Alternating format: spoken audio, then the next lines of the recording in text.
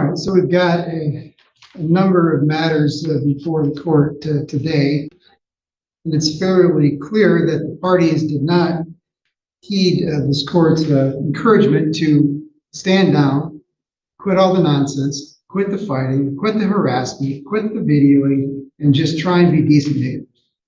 I guess I was overly optimistic that you guys could be decent people. And I'm talking to both sides. This is no way to engage with each other. If you are really looking for years worth of litigation, it's absolutely sad that you're putting yourselves in that position, that you're choosing to be miserable. You're choosing to fight over everything. The court has to take up whatever stuff that you file. It's an inordinate amount of filings. It's an inordinate amount of back and forth, bickering, he said, she said.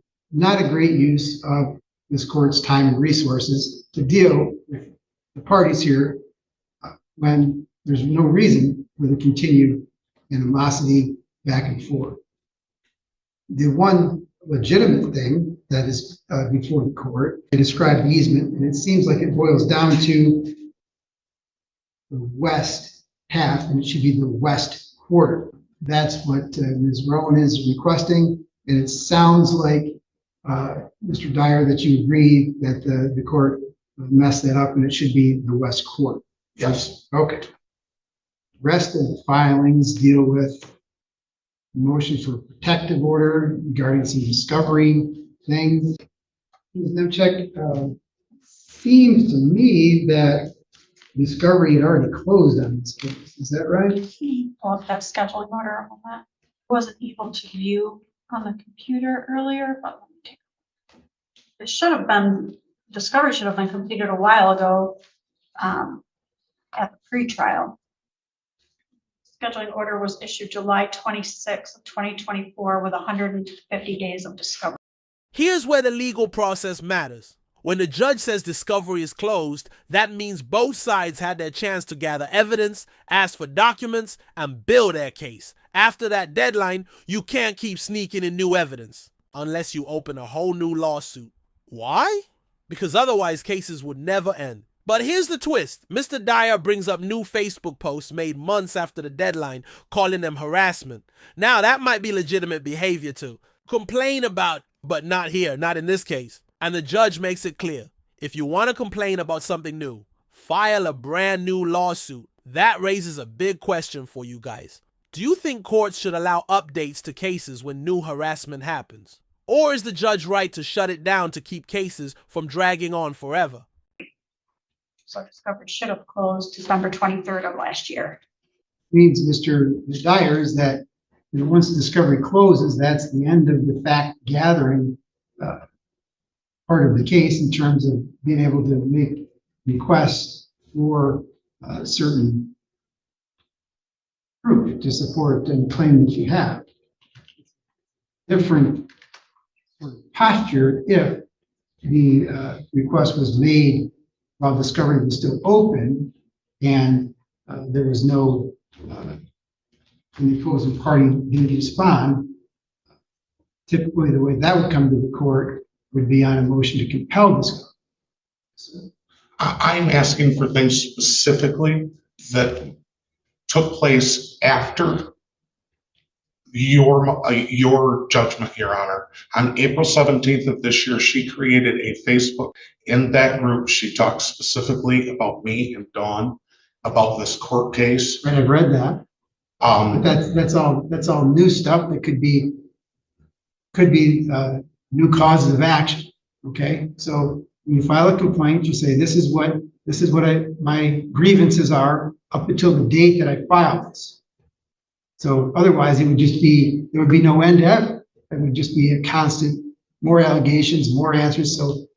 So whatever happened after that is not part of this case. Okay, so that would be covered in my amended counter complaint then that I have filed. Your Honor, the day we left court, they started blocking and restricting the easement again.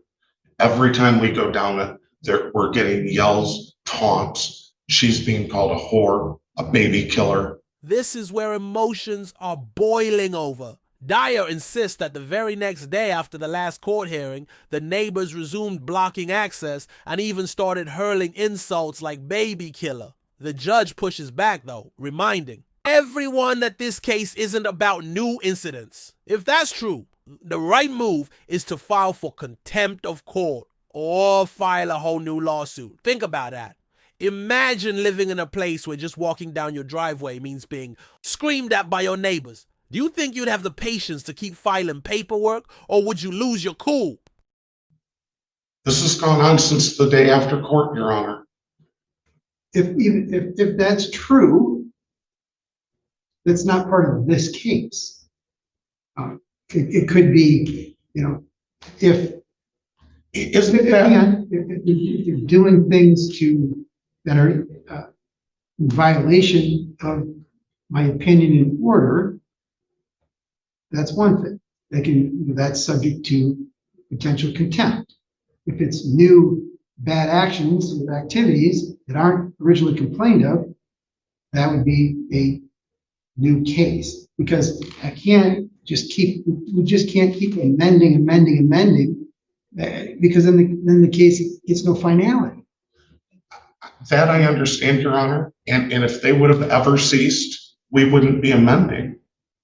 If when we walked out of court on March 31st, they had not started doing this again on April 1st, we would have no need to amend our case. That's why I asked Your Honor for sanctions in the motion for her, I'm sorry, Your Honor, for her motion for clarification, because she specifically stated in this court that the easement was for the two properties behind her. And then as soon as we left court, she changed it to the easement was only for the one property behind her. I don't care, because I already issued an opinion on the easement. But that part, the easement part of the case is done. I understand that, Your Honor, but that was her reason for reconsideration. And that is why I asked for sanctions. I've spent hundreds of hours trying to reply to this. And it's all frivolous. And she knows it. This is an important lesson in how legal filings work. One side accuses the other of filing a frivolous motion, basically wasting time and money. But the judge admits he himself made an error in the original easement description, and that needed correcting. That's not frivolous, it's fixing the record. Here's the reality: sometimes judges make mistakes. Motions for reconsideration aren't always petty. They're the system's way of ensuring rulings are accurate. Of course, that doesn't mean both sides aren't still abusing the process. By this point, they've buried the court in paperwork, and the judge is visibly done with it. Question for the comments: should parties be punished with sanctions for overfiling, or do you think it's their right to keep fighting if they feel wronged? Reconsideration, I fixed the language. That's legitimate. I messed up the legal description, the one, and it had to be fixed. Absolutely. But she was also stating that you made a palatable error, which I'm denying. But that's what my reply to that cost money, my effort, my time, and that was a frivolous motion. It wasn't frivolous because part of it needed to be changed. I think the reason why he thinks that it was frivolous is the fact that she wants reconsideration. My understanding and why we have the rights to use both the right of way and the easement, and she wants clarification on that also. And I think the reason she wants clarification on the 50-foot easement is I found them up off their property by my house measuring the 50-foot right of way, not their property. Your Honor, I am begging the court to stop this. Yes, my actions have not been perfect and I have overreacted, but this has been a daily occurrence since we left court.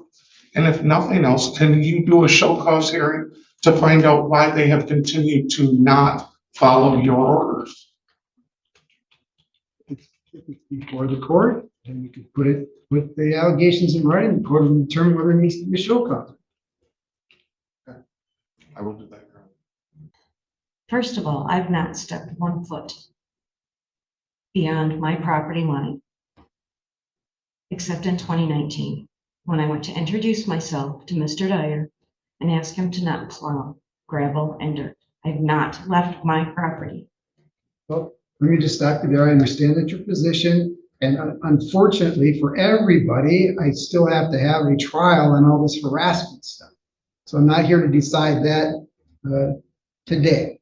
Now, the statements that you're making about not sitting off your foot on not leaving the property, that sort of thing, that may be very relevant if Mr. Dyer puts together a motion for contempt for violating my court order. And if I determine that there's enough information there to warrant a hearing on that, we'll have a hearing, and then whether you did or didn't do what he raises in that pleading would become. But right now, I'm not here to decide all these issues that were subject to the harassment. Second, they filed papers last week and had them sent overnight priority mail to me for me to pay for their costs for that priority mail. Friday, they attempted to deliver the post office. So that, like postage due, is that what you're talking about? Correct, yes. $30-some postage due. And here's where this case reaches peak absurdity. We've gone from easements, contempt, to a $31 in postage dispute. One neighbor claims the other tried to force them to pay postage due for court papers. The other insists they already paid and even have the receipt in the car. This is classic neighbor war energy. Small costs, small slights, and every single one becomes part of the battlefield. And the judge? You can tell he's had it. He makes it clear. If you send something in court, you pay for your own mailing. End of story. I've gotta ask, would you keep fighting over $30 in postage or just pay it to keep the peace? For me to pay for their filings. No, Your Honor. No, we paid for that. Well, again, We have the next receipt. stop. I mean, it's funny. It's one of those things where one side says black, the other one says white. And at some point, there is some objective truth. So if you're saying that you paid for the overnight mailing, and you paid the right amount for it, you know, like if you went to the post office and they weighed it up and they charged the right amount and you paid for it, there would be no reason for them to ask them for payment. So I don't know, but you clearly understand, both parties understand that when you send something to the other party, the cost of doing so is your own responsibility, right? Yes, sir. Okay, perfect. I actually have the receipt in my car of proof of that we sent it and we paid for it from this. How much did you pay for? We paid $30-some for it. $31.40. And I have the receipt in my car at Why this do moment. you think that the post office When the wanted $30? postman came to the door and said, I have a $30-some, $31 and some odd cent priority overnight mail for you. And I asked him 3 different times for me to pay for. And he said, yes, you need to pay for this. And I said, I can't pay for this mailing. So you're refusing to pay for it? You're refusing the mailing? And I said, yes, I'm refusing. I can't pay for this. I You have don't the have the receipt money. with you? It's in my car. She can go get it. And Your Honor, can I approach the court? I would like to show what do you? I would have taken it if it had actually, if the mailing. these right here are discovery answers, many of which you have already ruled on. These answers are notarized. These 2 pages, one from her and one from him, are full of lies that you have already decided on. I want the court to see that they are not above lying. It's not why we're here today. It's not where, when you have a trial, all that stuff will come out, and that will probably, the day that we have this trial will probably be the worst day that I ever spent in court hearing a case. Because it'll be accusations back and forth. It'll be almost impossible for me to determine. Wow. When a judge openly says this could be the worst trial of his career, you know it's bad. Think about that. He's seen murders, robberies, violent crimes, but this neighbor feud has so much bitterness, so many accusations, he says it'll be nearly impossible to sort out what's true. That's the hidden danger of these cases. When everything becomes a fight, the truth gets buried under noise. The trial won't just waste time. It'll likely leave both sides angrier than before. And the judge knows it. Question for you. Do you think the court should have forced mediation earlier? Or was a full trial the only way out? When, what, where, why, how, all these things happen. It'll be nothing but bickering and just all the stuff that, so it will probably be the worst trial that I ever have to sit through. But I have to sit through it, and I will. Credibility of the witnesses and the proof of all these things, that comes at this trial that I am loath to even schedule. I really wish it was a trial you didn't have to hear your answer. I really do. Unfortunately, this is my 6 years of my life. I can't come or go from my home without this. And the worst part about it is, I think even after trial, it's not going to change who you are and the way you do business, and it's not going to change who they are and how they conduct themselves. It's not going to change a thing. It may even make things worse. But that's what you guys have brought to court for me to do, and that's what I'll decide. Because it's clear that both parties just want to fight. Your Honor, I would prefer to just not. I really would. But I can't leave my house without screams and taunts coming from these people. I can't leave my house without driving by the easement. We have not used the easement in over a month that you told us we could because of the things that happen when we do. Here's to be paid in full. So I I'm don't know- sorry. I don't know who's told you what, but they paid you. The postal delivery man stated that it was a $31 some charge that I needed to come up with. I asked him three If that was the case, times. all he would have said was just sign for it. I asked him 3 times. He knocked on my door. If it didn't need to be signed for, he would have left it in the mailbox. Original complaint was that they sent it to you with postage due. They did, they paid for it.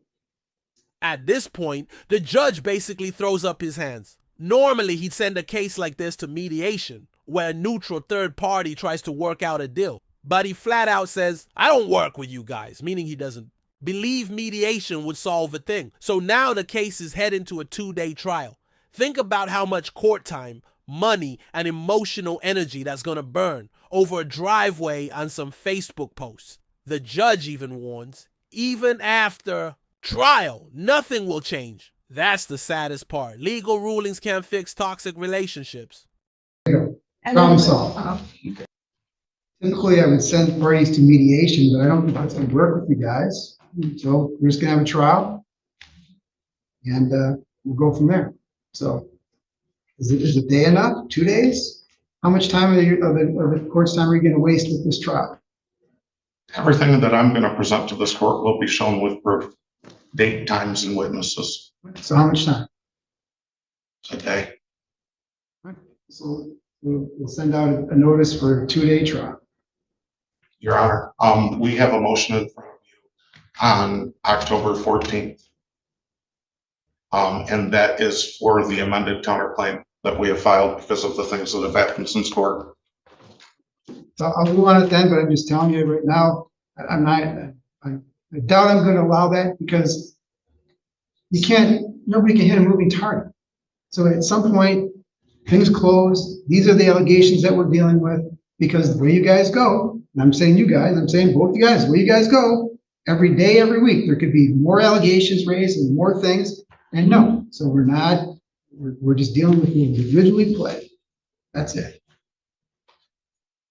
So in other words, Your Honor, they can continue to do what they're doing. She can go home and put more people into her Facebook group where she accuses me of going after her 12-year-old daughter, where she lies directly about what's going on in this courtroom, which has 300 people in it now. Well, the fact that you phrase that question in that way means that what I'm telling you, you're not even understanding. I'm saying it's not part of this case. I'm not saying she can or can't do anything. It's not part of what's been filed so far. And that's I why can't I give you asked any more for the amended information. counterclaim, Your Honor. No, we're dealing with what was originally pled. Either you can prove your stuff and they can prove theirs or not. What was originally pled. That's it. So I need to file a new claim about what's happened since?